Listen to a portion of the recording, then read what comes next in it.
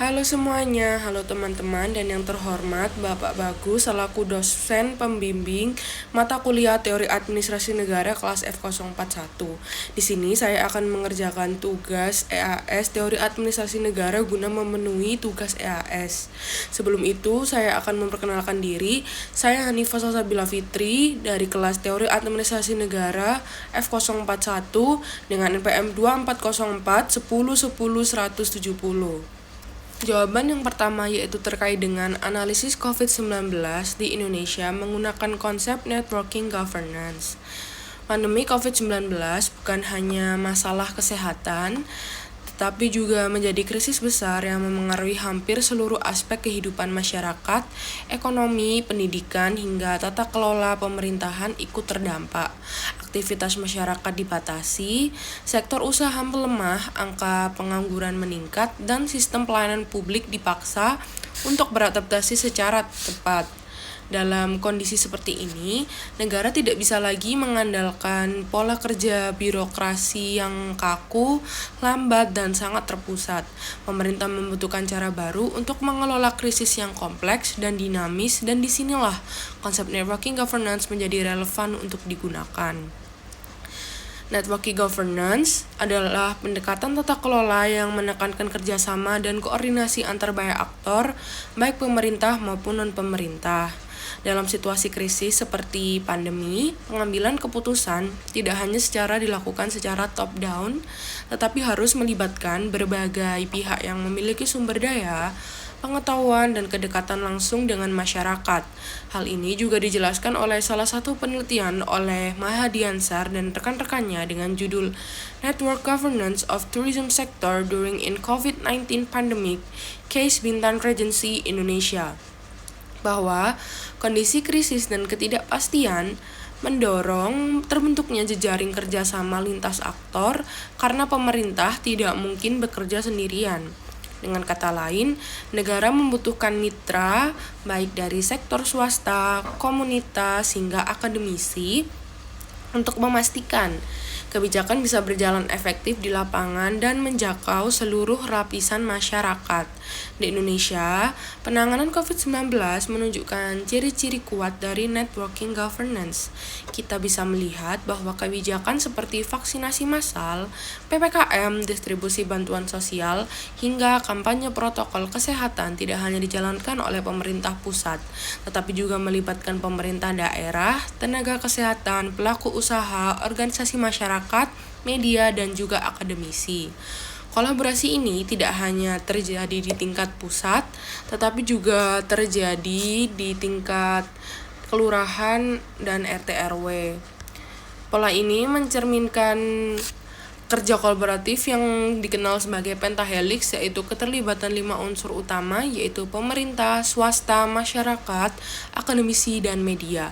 Keberadaan berbagai aktor ini menunjukkan bahwa negara mulai menggeser perannya mulai dari yang sebelumnya sangat dominan menjadi lebih terbuka terhadap kerjasama lintas sektor.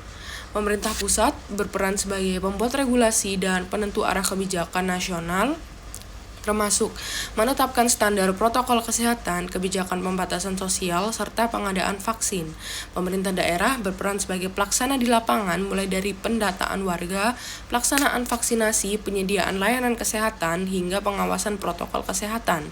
Sektor swasta berkontribusi melalui penyediaan alat kesehatan, layanan laboratorium, distribusi logistik, serta program tanggung jawab sosial perusahaan yang membantu masyarakat terdampak. Organisasi masyarakat dan komunitas lokal berperan dalam edukasi masyarakat, pendampingan warga, serta membantu distribusi bantuan sosial. Media dan platform digital berperan menyebarkan informasi kesehatan kepada publik, sementara akademisi berperan memberikan rekomendasi berbasis kajian ilmiah yang menjadi bahan pertimbangan kebijakan. Semua aktor ini saling terhubung dalam satu jejaring yang bertujuan untuk menekan penyebaran COVID-19. Meskipun jejaring ini sudah terbentuk, praktik networking governance dalam penanganan COVID-19 di Indonesia masih menghadapi berbagai hambatan. Mahdiansar dan rekan-rekannya juga menemukan bahwa dalam praktik jejaring, pemerintah pusat masih sangat dominan. Banyak keputusan strategis yang bersifat terpusat sehingga aktor lain cenderung pada posisi pelaksana bukan mitra yang setara. Selain itu, koordinasi antar aktor belum sepenuhnya solid. Pertukaran informasi masih banyak bergantung pada media sosial dan komunikasi informal yang belum sepenuhnya didukung oleh sistem regulasi yang kuat.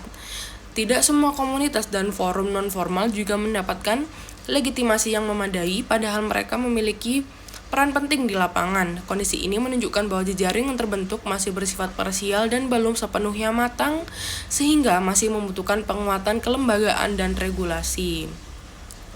Dalam konteks model jejaring, networking dipetakan menjadi beberapa dimensi penting, yaitu kepemimpinan, pertukaran informasi, pengambilan keputusan, dan legitimasi, akuntabilitas, serta evaluasi kinerja.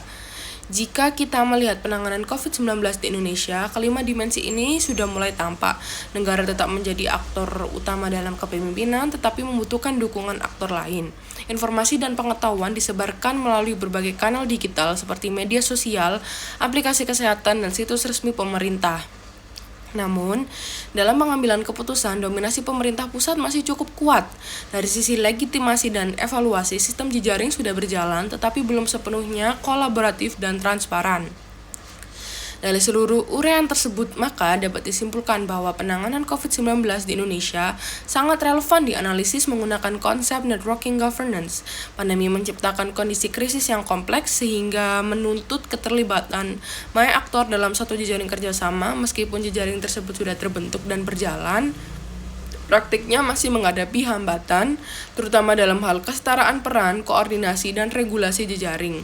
Hal ini menunjukkan bahwa Indonesia sedang berada dalam proses transisi menuju tata kelola kolaboratif yang lebih matang, di mana negara tidak lagi bekerja sendiri, tetapi bersama masyarakat dan berbagai pihak lainnya dalam menghadapi krisis publik.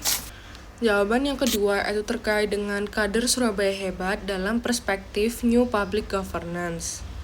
Stunting masih menjadi salah satu persoalan kesehatan yang cukup serius di Indonesia karena tidak hanya berdampak pada pertumbuhan fisik anak, tetapi juga memengaruhi kualitas sumber daya manusia di masa depan. Menyadari bahwa stunting tidak bisa ditangani hanya melalui pendekatan medis, pemerintah Kota Surabaya mengembangkan strategi yang lebih partisipatif melalui program Kader Surabaya Hebat atau KSH. Program ini menjadi contoh nyata bagaimana paradigma New Public Governance diterapkan dalam kebijakan publik khususnya pada sektor kesehatan masyarakat. Dalam paradigma New Public Governance, pemerintah tidak lagi diposisikan sebagai satu-satunya aktor yang bekerja sendiri, tetapi sebagai fasilitator yang membangun kerjasama dengan berbagai pihak. Hal ini tercermin dalam KSH, di mana masyarakat tidak hanya menjadi objek kebijakan, tetapi juga terlibat langsung sebagai pelaku utama. Kader Surabaya Hebat merupakan warga yang dilatih dan diberdayakan untuk membantu pemerintah dalam melakukan pendataan, pemantauan, serta pendampingan keluarga berisiko stunting di wilayah masing-masing.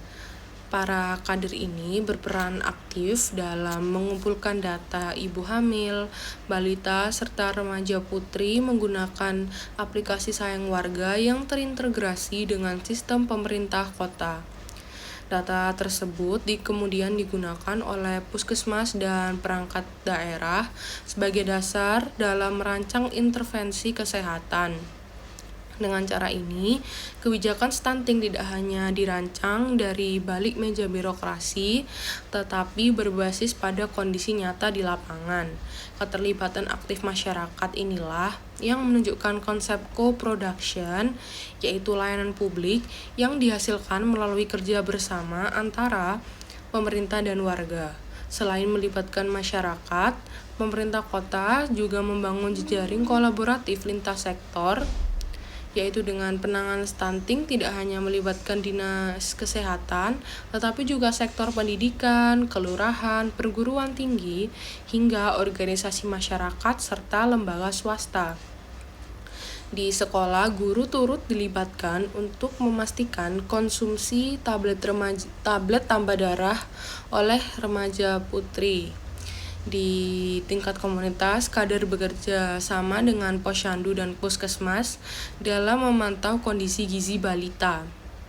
Kolaborasi lintas sektor ini menunjukkan bahwa kebijakan stunting dijalankan melalui jejaring kerja yang luas, bukan semata-mata oleh pemerintah.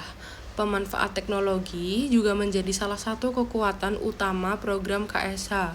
Aplikasi Sayang Warga memungkinkan data kesehatan masyarakat diperbarui secara real-time dan dapat diakses oleh berbagai perangkat daerah. Hal ini membuat koordinasi antar aktor menjadi lebih cepat dan responsif, terutama dalam menangani kasus stunting yang membutuhkan intervensi segera. Berkat pendekatan kolaboratif berbasis data ini, Surabaya berhasil menurunkan angka stunting secara signifikan dari sekitar 28,9% pada tahun 2021 menjadi sekitar 4,8% pada tahun 2022 dan terus menurun hingga sekitar 1,6% pada tahun 2023. Capaian ini menunjukkan bahwa keterlibatan masyarakat dan kerjasama lintas sektor mampu memperkuat efektivitas kebijakan publik. Meskipun menunjukkan hasil yang sangat positif, penerapan kader Surabaya Hebat tidak lepas dari berbagai tantangan. Salah satu hambatan yang muncul adalah perbedaan kapasitas antar kader, karena tidak semua kader memiliki tingkat pemahaman dan keterampilan yang sama, sehingga kualitas pelaksanaan program di lapangan bisa bervariasi. Selain itu, karena sebagian besar kader bekerja secara sukarela, konsistensi partisipasi juga menjadi tantangan apabila tidak didukung oleh pelatihan berkelanjutan dan bentuk apresiasi yang memadai. Ketergantungan pada teknologi juga menjadi tantangan tersendiri. Tidak semua kader dan masyarakat memiliki tingkat literasi digital yang sama, sehingga penggunaan aplikasi dalam pendataan terkadang menghadapi kendala teknis. Di sisi lain, semakin banyak aktor yang terlibat dalam jejaring kolaboratif, semakin kompleks pula koordinasi yang harus dilakukan.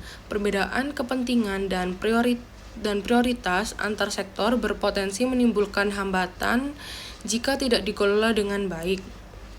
Secara keseluruhan, kader Surabaya Hebat menunjukkan bahwa paradigma New Public Governance dapat diterapkan secara efektif dalam penanganan stunting melalui pemberdayaan masyarakat, kolaborasi lintas sektor, dan pemanfaatan data terintegrasi. Meskipun masih menghadapi berbagai tantangan, model ini membuktikan bahwa kebijakan publik yang melibatkan masyarakat sebagai mitra aktif mampu menghasilkan dampak yang lebih nyata dan berkelanjutan. Jawaban yang ketiga yaitu terkait dengan mengapa New Public Governance lebih relevan menjadi solusi untuk kader Surabaya Hebat. Stunting bukan hanya persoalan kurang gizi, tetapi masalah sosial yang kompleks karena menyentuh banyak aspek sekaligus, mulai dari kemiskinan, pendidikan ibu, pola asuh, sanitasi lingkungan, hingga akses layanan kesehatan.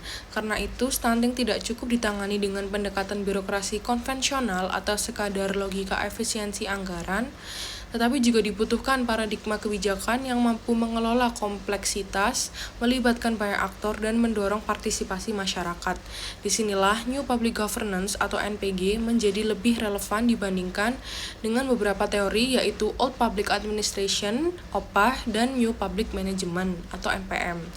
Dalam paradigma Old Public Administration, pemerintah diposisikan sebagai aktor tunggal yang dominan, yaitu negara berperan sebagai perencana sekaligus pelaksana kebijakan, sementara masyarakat hanya dipandang sebagai objek pelayanan. Kebijakan dirancang secara top-down, mengandalkan struktur birokrasi yang hierarkis dan prosedural. Pendekatan ini relatif efektif untuk urusan administratif yang bersifat rutin dan stabil, tetapi menjadi kurang adaptif ketika berhadapan dengan persoalan sosial yang dinamis seperti stunting. Dalam konteks stunting, pendekatan OPA cenderung menghasilkan program yang seragam dan kurang sensitif terhadap variasi kondisi sosial tiap wilayah. Akibatnya, kebijakan seringkali tidak sepenuhnya menyentuh akar persoalan di tingkat keluarga. Sebagai respon atas kelemahan OPA, muncul paradigma New Public Management. NPM membawa semangat efisiensi, profesionalisme, dan orientasi kinerja. Pemerintah mulai menekankan prinsip-prinsip manajerial ala sektor swasta seperti pengukuran output, target capaian, dan penghematan anggaran. Warga diposisikan sebagai konsumen layanan, sementara keberhasilan kebijakan diukur melalui indikator kinerja. Dalam penanganan stunting, NPM mendorong pemerintah fokus pada angka prevalensi dan capaian program. Pendekatan ini memang mampu meningkatkan efisiensi dan kecepatan layanan, tetapi cenderung mengabaikan dimensi sosial dan partisipatif. Stunting diperlakukan sebagai masalah teknis yang bisa diselesaikan melalui program standar tanpa melibatkan keluarga dan komunitas sebagai aktor perubahan. Berbeda dengan OPA dan NPM, New Public Governance memandang kebijakan publik sebagai hasil kerja bersama dalam jejaring aktor yang saling terhubung. Pemerintah tidak lagi diposisikan sebagai satu-satunya pelaksana, melainkan sebagai fasilitator yang membangun kolaborasi dengan masyarakat, sektor swasta, organisasi sosial, dan institusi pendidikan. NPG berangkat dari asumsi bahwa persoalan publik modern bersifat kompleks dan tidak bisa diselesaikan oleh satu aktor saja. Oleh karena itu, kebijakan harus dirancang dan dijalankan melalui kolaborasi lintas sektor dan partisipasi warga. Pendekatan inilah yang tercermin secara nyata dalam program Kader Surabaya Hebat (KSH). Pemerintah Kota Surabaya melibatkan warga sebagai kader untuk melakukan pendataan, pemantauan, dan pendampingan keluarga berisiko stunting. Masyarakat tidak lagi menjadi objek yang hanya menerima bantuan, tetapi menjadi subjek yang ikut memproduksi layanan publik. Praktik ini mencerminkan konsep co-production dalam NPG, yaitu layanan publik yang dihasilkan melalui kerja bersama antara pemerintah dan masyarakat. Melalui aplikasi Sayang Warga, para kader mengumpulkan data ibu hamil, balita, dan remaja putri secara real-time, lalu data tersebut kemudian menjadi dasar bagi puskesmas dan perangkat daerah dalam merancang intervensi. Mekanisme ini membuat kebijakan lebih responsif dan berbasis kondisi lapangan, bukan sekadar asumsi birokrasi. Di sisi lain, jejaring lintas sektor juga dibangun dengan melibatkan sekolah, kelurahan, perguruan tinggi, serta organisasi masyarakat. Kolaborasi ini membuat penanganan stunting menjadi lebih komprehensif dan berkelanjutan.